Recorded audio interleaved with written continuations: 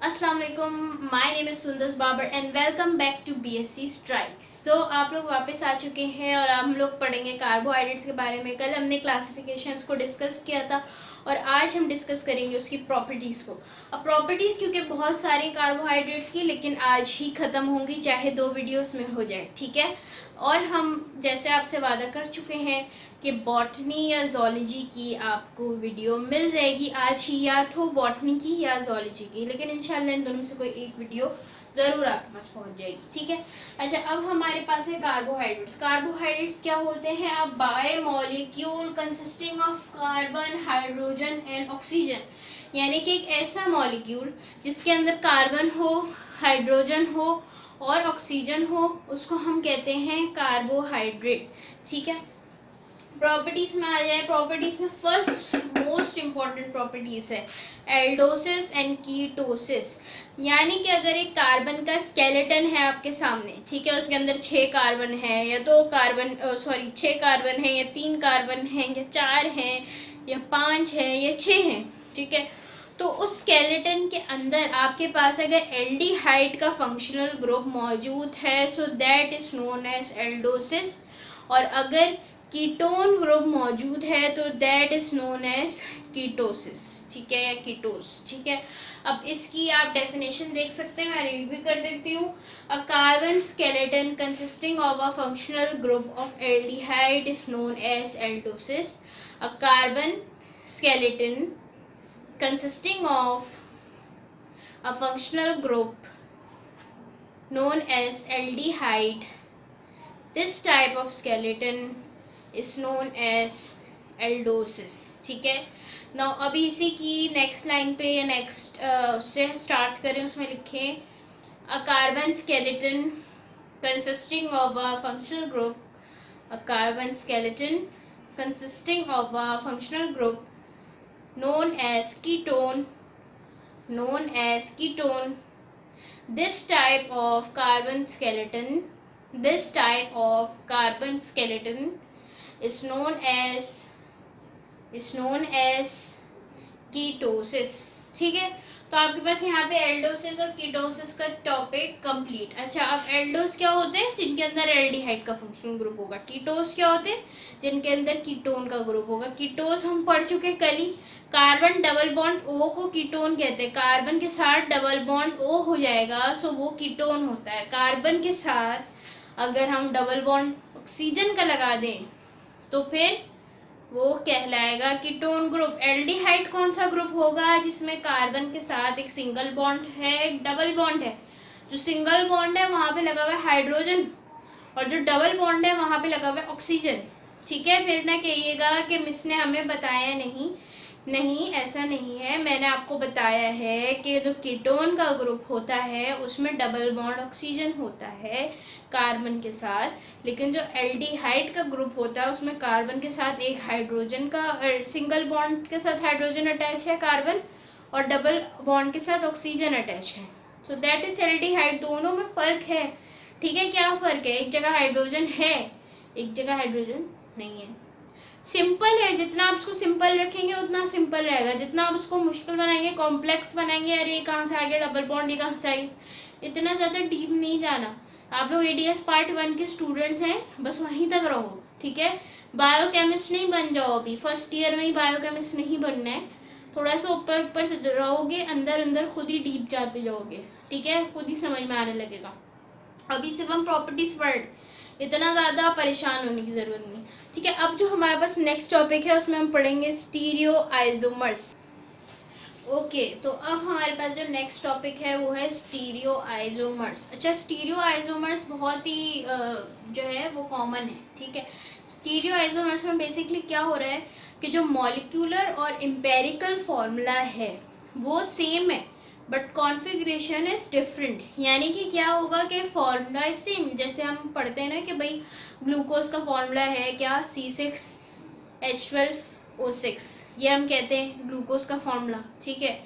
अब इसी तरह हम ये कह रहे हैं कि जो दूसरा हम जो भी स्ट्रक्चर ले रहे हैं कार्बन का, उसका फॉर्मूला भी सेम ही है, लेकिन उसकी कॉन्फ़िगरेशन डिफरेंट है, यानी उसको स्ट्रक्चरली डिफरेंट बनाया गया है। ग्लूकोज को स्ट्रक्चरली डिफरेंट बनाया गया है, लेकिन दोनों का क्या सेम हो रहा है, मॉलिक्यूलर फॉर्मूला। यानी कि अगर यहाँ पे हम कह रहे हैं कि C6H12O6 है ग्लूकोज, तो जो दूसरा है जिसके साथ हम इसको कंपेयर करने वाले हैं वो भी C6H12O6 है। दोनों में फ़र्क क्या है कि उसका स्केलेटन डिफरेंट होगा। कहीं कार्बन में ऑक्सीजन जहाँ हाइड्रोक्साइड आयन जहाँ लगा है वहाँ दूसरी चेन में ऐसे नहीं लगा होगा, और अगर यहाँ पे इस तरह लगा है तो दूसरी जगह नहीं लगा होगा। ये डिपेंड कर रहा है ना चीज़ों पे, ठीक है।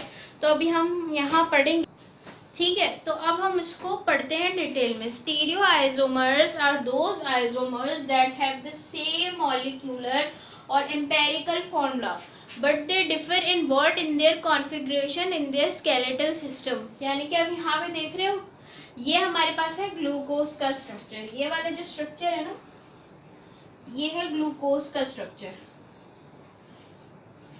और ये वाला जो स्ट्रक्चर हमारे पास यहाँ पे दिया हुआ है, ये वाला structure, this is known as fructose. Fructose मैंने आपको कल ही बताया था कि क्या है, क्या है। अब आप लोग सर्च करोगे कि अभी शायद मिस बोल दें, नहीं, ये आपका टास्क है, खुद करो। कल मैंने बताया है, कल की वीडियो वॉच करो, ठीक है। अच्छा, अब यहाँ पे देखो ग्लूकोज। ग्लूकोज हमारे पास क्या है, जहाँ पे हमारे पास 6 कार्बन दिए हुए हैं। There are 6 carbons.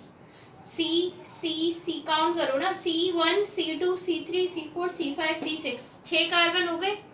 यहाँ पे एक कार्बन के साथ एल्डिहाइड ग्रुप लगा हुआ है। ये वाला ग्रुप जो मैंने आपसे कहा था जिसमें एक जगह H आ जाएगा, एक जगह डबल बॉन्ड O आ जाएगा, तो ये हमारे पास हो जाएगा एल्डिहाइड का ग्रुप, ठीक है।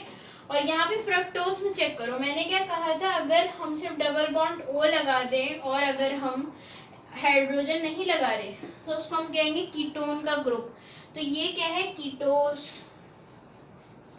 कौन सा स्केलेटन हो गया, कीटो। अच्छा, यही सेम स्ट्रक्चर्स ना आप एल्डोसिस और कीटोसिस में भी बना सकते हो। तो आपका एक प्रेजेंटेशन लुक आ जाएगा, मार्क्स आपके पूरे पक्के हैं, ठीक है। सेम आप डेफिनेशन लिखो, इजी। जितनी डेफिनेशन आपके दिमाग के अंदर बैठ जाए उतना आसान है। बताऊं क्यों, क्योंकि अभी हम क्लासिफिकेशंस पढ़ेंगे अमाइनो एसिड में और न्यूक्लिक एसिड में, जब जाएंगे तो आप यहाँ से सब भूल जाओगे। अगर आपने यहाँ का बहुत ही जो है डिफरेंट निकाला है, स्पेसिफिक करके निकाले हैं, नहीं, जितना आपसे पूछा जा रहा है उसको जितना कॉमन करके लिखोगे उतना बेस्ट है। समझ में किसको आना चाहिए, आपको। बोर्ड वाले को तो सब पता है ना, वो चेक कर रहे हैं ना, उसको तो ज़्यादा पता है आपसे, ठीक है। तो आपको क्या करना है, समझना है हर पॉइंट को। अपनी वर्डिंग्स में भी लिखोगे, मार्क्स पूरे मिलने, ये मेरी गारंटी है। बट स्ट्रक्चर्स हर जगह इंपॉर्टेंट है। Biochemistry is full of structures. जहाँ आप स्ट्रक्चर्स नहीं बना रहे वहाँ भी बनाओ। कार्बोहाइड्रेट एक्सप्लेन कर रहे हो, अब आपसे पूछ रहे हैं सिर्फ डिफाइन कर दे कार्बोहाइड्रेट को। अब आपको कोई स्ट्रक्चर याद नहीं आ रहा, हाँ ग्लूकोज का स्ट्रक्चर याद है, मिस ने सुंदस ने हमें बताया था कि 6 कार्बन होंगे। पहले कार्बन में आप लगा दो एल्डिहाइड, दूसरे कार्बन में, अच्छा अब ये बात याद रखो, ये थोड़ा सा मिस सुंदस आपको इलेबोरेट कर देती है ताकि आपको याद रहे, ठीक है। 6 कार्बन हमने रखे ना, ठीक है। ये कौन सी साइड है, आप लोगों की कौन सी साइड होगी, ये मेरी तरफ पड़ा है राइट पे और वो मेरी तरफ पड़ा है लेफ्ट पे, ठीक है। तो मैं कह रही हूँ कि जो राइट साइड है, जो राइट साइड है, इसमें सारे हाइड्रो ऑक्साइड वाले आयन्स होंगे 3 जगह, ठीक है। एक जगह होगी, अच्छा इस पहले में तो हम फंक्शनल ग्रुप लगाएंगे ना, तो उसको हम नोट नहीं करें, हाँ लेकिन ये कार्बन में नोट होगा। 6 कार्बन है ना, तो पहले आप कार्बन का स्केलेटन बना लो, ठीक है। पहले आपने बना दिया कार्बन का पूरा स्केलेटन, यानी 6 कार्बन आपने लगा दिए, ऐसे ऐसे करके सिर्फ कार्बन लगा दिए, ठीक है। अभी आपने ना यहाँ कुछ लिखना है ना वहाँ कुछ लिखना है। अब सबसे पहले कार्बन पे अपना फंक्शनल ग्रुप लगा दो। को पता है एल्डिहाइड है तो कि नन ही इसके अंदर पहले में हाइड्रोजन, आप सिंगल बॉन्ड करके लगा दो लेफ्ट साइड पे, राइट साइड पे आप ऑक्सीजन करके डबल बॉन्ड लगा दो, ठीक है। अब यहाँ पे जब दूसरे कार्बन में आ जाओगे ना, तो दूसरा कार्बन वो वाला कार्बन है जहाँ पे आप अरेंजमेंट करोगे, कॉन्फ़िगरेशन लगाना शुरू करोगे, जहाँ से फॉर्मूला डिपेंड करना शुरू करेगा, ठीक है। तो पहले में आप राइट हैंड साइड में हाइड्रोक्सिल ग्रुप लगा दो, हाइड्रोक्साइड वाला आयन, ठीक है।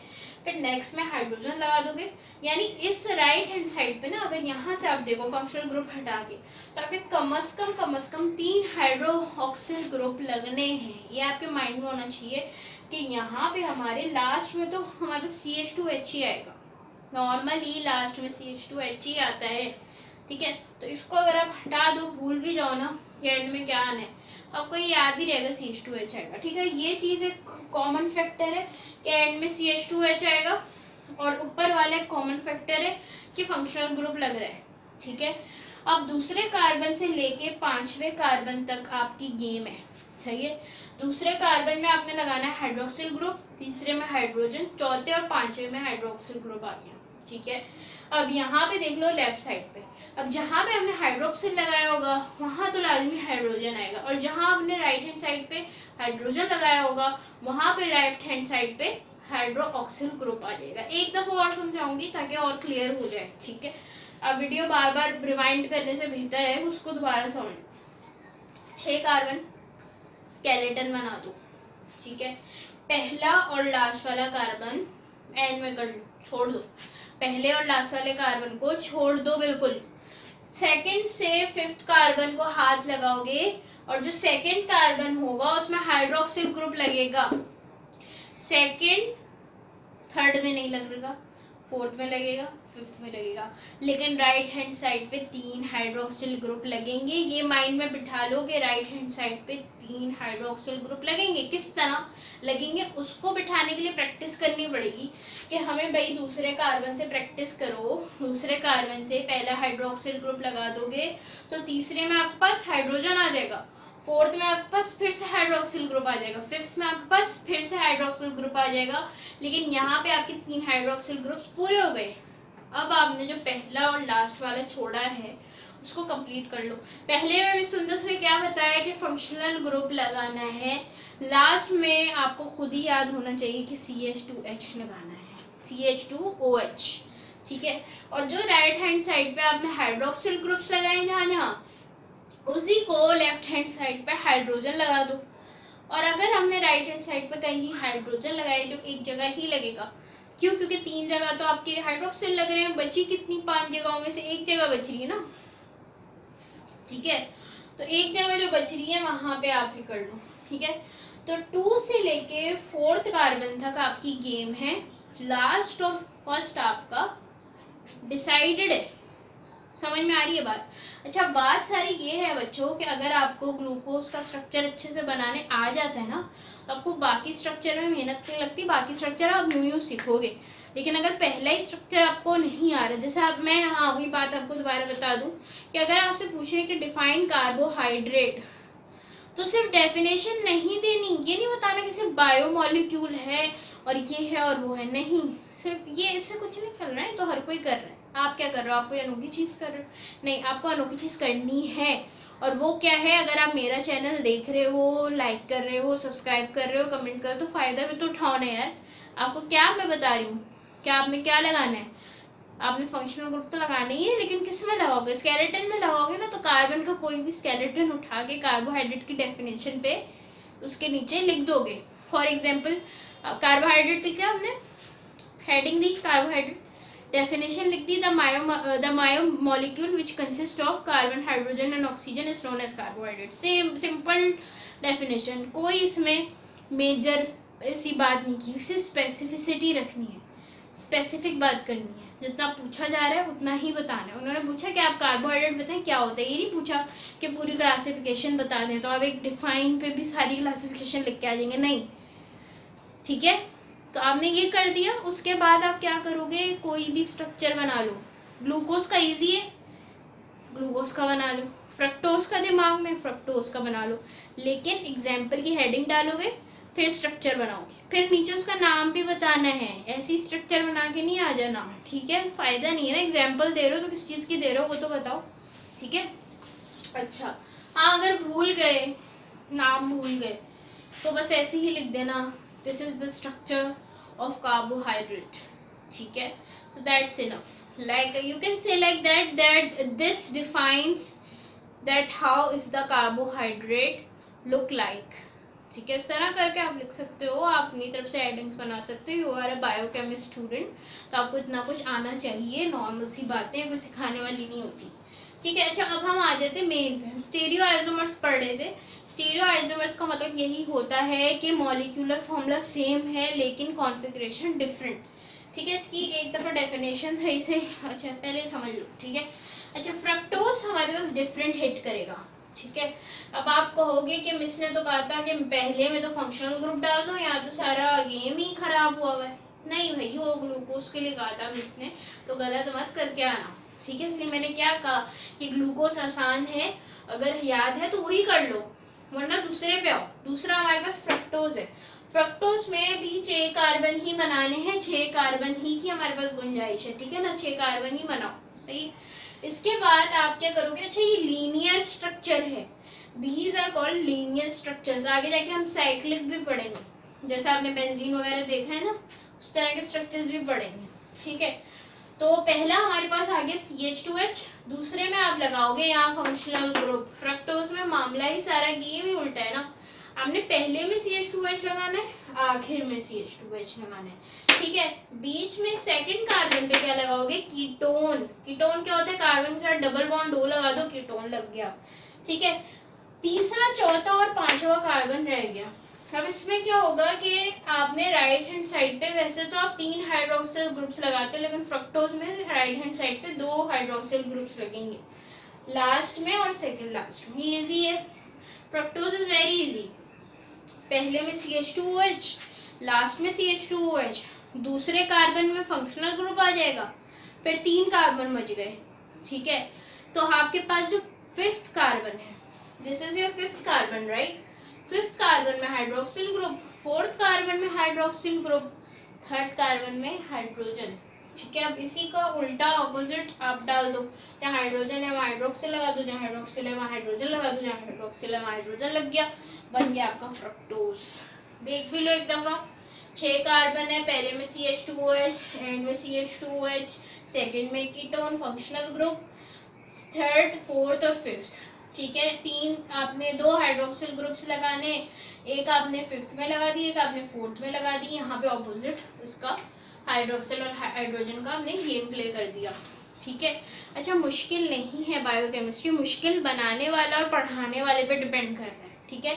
मैं आप लोगों को इस तरह से बना दूंगी कि आप लोग बायोकेमिस्ट्री को गेम की तरह खेलोगे। This is the game of structures. आपको जब इसको समझ आने लग जाएगा ना, तो this will be like a game for you guys, मतलब आप इसको मज़ा करोगे बिल्कुल। अगर आपने किसी अच्छे टीचर से केमिस्ट्री पढ़ा होगा तो नॉमेनक्लेचर आप लोगों के लिए गेम रहा होगा, लेकिन अगर आपने किसी अच्छे टीचर से नहीं पढ़ा ना नॉमेनक्लेचर, तो फिर मैं आपको ये नहीं कहूँगी कि आपके लिए वो गेम रहा होगा, क्योंकि इसके स्ट्रक्चर्स और आयोपैक नेमिंग सिस्टम वो वही पढ़ा सकता है जो बहुत ही अच्छा टीचर हो, ठीक है। तो अगर हमने वो अच्छे से पढ़ा है, उसको गेम की तरह खेला है, तो स्ट्रक्चर्स तो और भी मज़ा आने वाले हैं, गेम की तरह खेलना है, ठीक है। बस स्टीरियो आइसोमर्स की एक डेफिनेशन लिख लो जल्दी से बच्चों। तो हेडिंग दो स्टीरियो आइसोमर्स, ओके। तो ये सेकंड प्रॉपर्टी है कार्बोहाइड्रेट की। आज हमने फर्स्ट प्रॉपर्टी पढ़ी, सेकंड पढ़ेंगे। वीडियो हो गई है लंबी, तो मेरे ख्याल से आज के लिए यहीं बहुत है, यहीं तक, ठीक है ना। पहले डेफिनेशन लिख लो, एग्जाम्पल लिख लो, फिर ख़त्म करते हैं, ठीक है। तो definition is stereo isomers, heading stereo isomers, when two carbon chains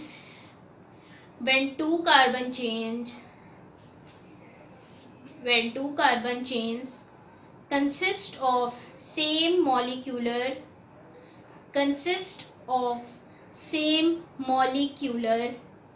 or